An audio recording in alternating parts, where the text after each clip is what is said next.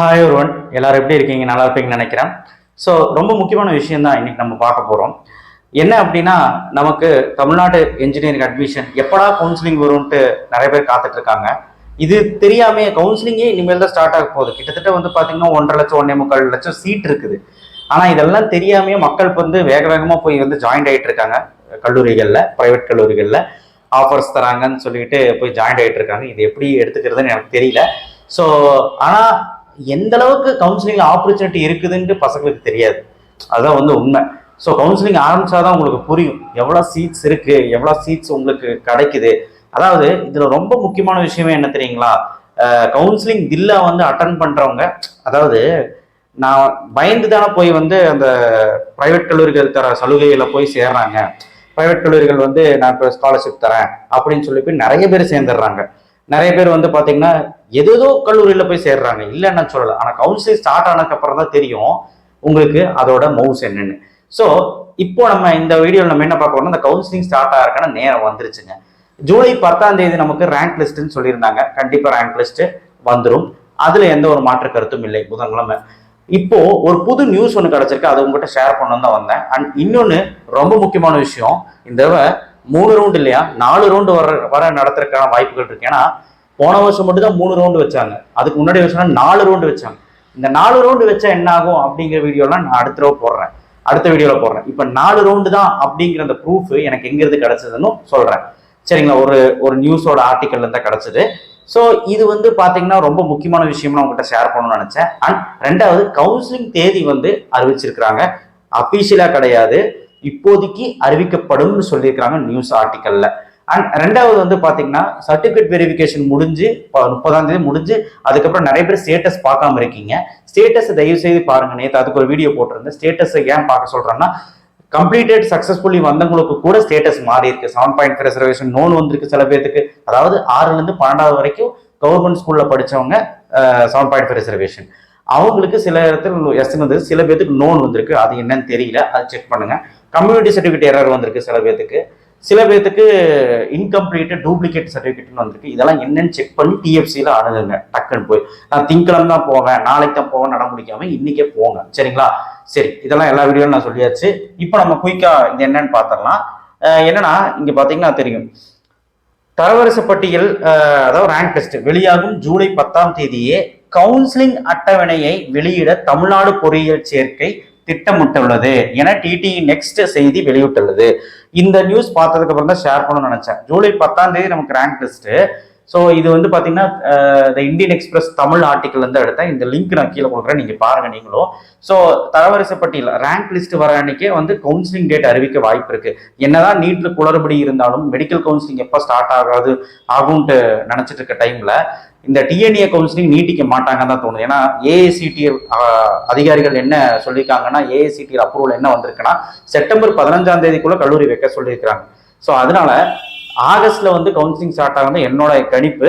July last week special reservation counselling start ஆகும் தான் என்னோட கணிப்பு. பார்க்கலாம் என்ன ஏதுன்ட்டு.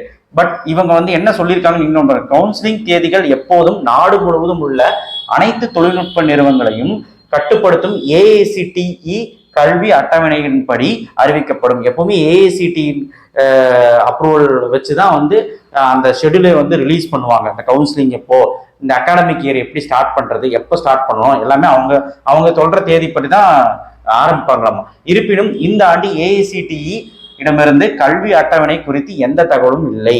இதனடுத்து தரவரிசை பட்டியல் வெளியிடப்படும் ஜூலை 10 கவுன்சிலிங் தேதிகளை அறிவிக்க திட்டமிட்டுள்ளது. அதாவது அங்க அறிவிக்க வாய்ப்புன்னு சொல்லியிருக்காங்க. இங்க என்ன சொல்லியிருக்காங்க, ஜூலை 10 கவுன்சிலிங் தேதிகளை அறிவிக்க திட்டமிட்டுள்ளது. அதாவது கண்டிப்பா பாத்தீங்கன்னா ஜூலை 10 பாத்தீங்கன்னா கவுன்சிலிங் தேதி அறிவிக்க நிறைய வாய்ப்பு இருக்கு அப்படின்னு தான் சொல்றாங்க. இருப்பினும் ஜூன் 9 வரை ஏஐசிடியின் அதிகாரப்பூர்வ அறிவிப்புக்காக தமிழ்நாடு பொறியியல் சேர்க்கை காத்திருக்கும் என்று அதிகாரிகள் தெரிவிக்கின்றனர். ஸோ அங்கிருந்து அப்ரூவல் வரணும், ஏஐசிடியிலிருந்து அப்ரூவல் வரணும். வந்ததுக்கு அப்புறம் டோட் டைரக்டர் ஆஃப் டெக்னிக்கல் எஜுகேஷன் இருக்குல்ல, அங்க வந்த உடனே அவங்க தானே கவுன்சிலிங் நடத்துறாங்க. அவங்க இங்க வந்த உடனே டிஎன்இஏ 2024 ஷெடியூல் வந்துடும். எனக்கு தெரிஞ்சு ஜூலை 10 வந்துடும் தான் நினைக்கிறேன். அதுதான் இங்க சொல்றாங்க. இன்னொரு முக்கியமான விஷயமும் சொல்லியிருக்காங்க பாருங்க, இந்த ஆண்டு கூடுதலாக 20% பேர் சேர்ந்துள்ளதால் 3 முறைக்கு பதிலாக 4 சுற்று கவுன்சிலிங் நடத்தப்படலாம் என்று அதிகாரிகள் தெரிவிக்கின்றனர். சரி, இது ரொம்ப முக்கியமான விஷயம். 3 ரவுண்டா, ஏன்னா 20% அதிகமா இருக்குங்க. 1,90,000 பேர் வரைக்கும் வந்து இந்த தடவை பார்ட்டிசிபேட் பண்ண வாய்ப்பு இருக்கு. ரேங்க் லிஸ்ட் வந்தாதான் தெரியும். இப்போ இந்த ஒரு சமயத்துல 3 ரவுண்டு பாருங்க, ஒரு ரவுண்ட் எல்லாம் சொன்னதெல்லாம் இருந்துச்சுங்க. 3 ரவுண்டு அதுல 4 ரவுண்டு வந்து பாத்தீங்கன்னா இந்த வருஷம் நடக்கிறதுக்கான வாய்ப்புகள் இருக்கு. அந்த ரவுண்டு ஷெடியூல் எப்படி பிரிப்பாங்கன்னு நம்ம கணிப்பு வந்து நெக்ஸ்ட் வீடியோல வந்து நம்ம போடுவோம். சரிங்களா? இன்னும் டைம் இருக்கு, இன்னொரு 4 நாள் இதெல்லாமே தெரிஞ்சிட போகுது. ஸோ இதுவும் நான் உங்ககிட்ட ஷேர் பண்ணணும்னு நினைச்சேன். இதை பத்தி உங்களுடைய கருத்து என்னன்னு சொல்லுங்க, 4 ரவுண்டா வைக்கிறது பத்தி. அப்போ நீங்க வந்து கண்டிப்பா 4 ரவுண்டா வச்சா எப்படி பிரியுங்கிறதெல்லாம் நான் வந்து நெக்ஸ்ட் வீடியோல போடுறேன். நீங்க எந்த ரவுண்டு வருவீங்க அப்படிங்கிறது ஒரு கணிப்பு கணிச்சிருவோம். ஆனா 3 ரவுண்டா 4 ரவுண்டா 2 ரவுண்டாங்கிறதெல்லாம் ஜூலை 10ஆம் தேதி தெரிஞ்சிடும் நினைக்கிறேன். எனக்கு தெரிஞ்சு ஷெடியூல் வந்துடும் தான் நினைக்கிறேன். ஏன்னா இதுவே டிலே. சரிங்களா? சீக்கிரமா வந்துடும், ரேங்க் லிஸ்ட்டும் வந்துடும். ஜூலை 10 ரெடியா இருங்க. ஸோ அதுக்கு முன்னாடி நீங்க பண்ண வேண்டியது என்னன்னா, பேசாம இருந்து எல்லாம் பின்தொடர்ந்து இந்த யூடியூப் சேனல்லாம் பார்த்து நிறைய கத்துக்கிட்டு நல்ல கல்லூரிகளை சாய்ஸ் லிஸ்ட்டை வச்சு எல்லாம் விசாரிச்சு அந்த கல்லூரியும் நேரில் போய் அணுகி இதெல்லாம் வேலையும் பண்ணுங்க. கம்மி கட் ஆஃப் இருக்கிறவங்க தயவு செய்து வெயிட் பண்ணுங்க. நிறைய பேர் வந்து வெயிட் பண்ணாம போய் காலேஜ் வேக வேகமா சேர்ந்துக்கிட்டு இருக்கீங்க.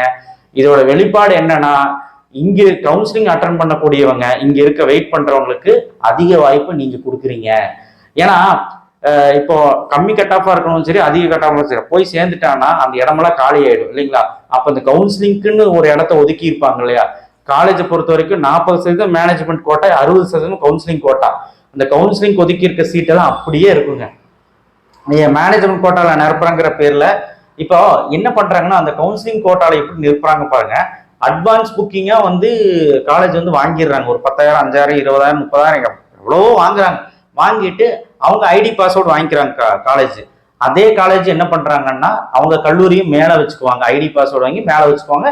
அப்போ நீங்க கல்லூரியில சேர்ந்துட்ட மாதிரி தானே. ஏன்னா அட்வான்ஸ் புக் பண்ணிருக்கீங்க, அந்த கல்லூரி மேல வச்சா கிடைச்சிட போகுது. ஒரு சில கட் ஆஃப் கிடைக்காம இருந்தாலும் மேற்கொண்டு பணத்தை அதிகமாக கொடுத்து மேனேஜ்மெண்ட் கோட்டா மாதிரி சேர்ந்துக்கலாம். இந்த மாதிரி விஷயங்கள்லாம் போயிட்டு இருக்கு. ஸோ அதனால வேக வேகமாக போய் சேராம கொஞ்சம் வெயிட் பண்ணுங்க அப்படிங்கிறத நான் சொல்றேன். கவுன்சிலிங்க்கு வெயிட் பண்ணுங்க, நிறைய சீட்ஸ் இருக்குங்க. நான் இப்ப சொன்ன மாதிரி தான் இங்க நிறைய விஷயங்கள் சொல்லியிருக்காங்க. 2 பாருங்க, 400க்கும் மேற்பட்ட கல்லூரிகள் இருக்குது இதுல. சரிங்களா? 460 கல்லூரிகள் இருக்குங்க. அதுல எவ்வளவு சீட்டுன்னு பாத்தீங்கன்னா, இங்க பாருங்க, தமிழ்நாடு பொறியியல் சேர்க்கை செயல்முறை மே 6 அன்று தொடங்கியது. சுமார் 2 லட்சம் மாணவர்கள் சேர்க்கை செயல்முறைகளை முடிந்துள்ளனர். அதாவது அப்ளிகேஷன் வந்து 2 லட்சம் பேருக்கு மேலேயே போட்டிருந்தாங்க. ஆனா 1,90,000 பேருக்கு ரேங்க் லிஸ்ட் வரும்னு எதிர்பார்க்கறாங்க. ஸோ இதெல்லாம் வச்சு பார்க்கும்போது கல்லூரியில சீட் கிடைக்காதுன்னு பயப்படுறாங்க. இதுல 30,000 40,000 பேர் அட்டனே பண்ண மாட்டான். இதுதான் உண்மை. வெறும் 1,50,000 லட்சம் பேர் தான் அட்டன் பண்ணுவாங்க. வேணா பாருங்க, அதுல எவ்வளவு பேர் சீட் எடுப்பான் தெரியுங்களா? 1,20,000 இல்ல 10,000 பேர் தான் சீட் எடுப்பான். போன வருஷம் 1,06,000 பேர் சீட் எடுத்தான். ஸோ அதனால தயவு செய்து இந்த புரிதல் வேணும் உங்களுக்கு. பயந்து பயந்து பயந்து பயந்து நீங்க வந்து வீட்டிலேயே உட்காந்து கல்லூரி கூப்பிடுதுன்னு சொல்லிட்டு நீங்க பாட்டு பிரைவேட்டா போய் சேர்ந்துடாதீங்க. வெயிட் பண்ணுங்க, கவுன்சிலிங்ல உங்களுக்கு நல்ல சீட் கிடைக்கும். தேங்க்யூ. ஷேர் பண்ணுங்க, சப்ஸ்கிரைப் பண்ணுங்க, மறக்காம பெல் ஐக்கான பிரஸ் பண்ணுங்க. நீங்க நான் சொன்ன நியூஸ்க்கு என்ன கமெண்ட் பண்றீங்கன்னு பார்ப்போம். நீங்க என்ன நினைக்கிறீங்க, 4 சுற்றுக்கு என்ன நினைக்கிறீங்க, அண்ட் கவுன்சிலிங் ஷெடியூல் 10ஆம் தேதி வருதா இல்லையாங்கிறது பார்ப்போம். வந்தா நீங்க வந்து ரெடியா இருக்கீங்களா என்னங்கிறது கமெண்ட் பாக்ஸ்ல கமெண்ட் பண்ணுங்க. தேங்க்யூ.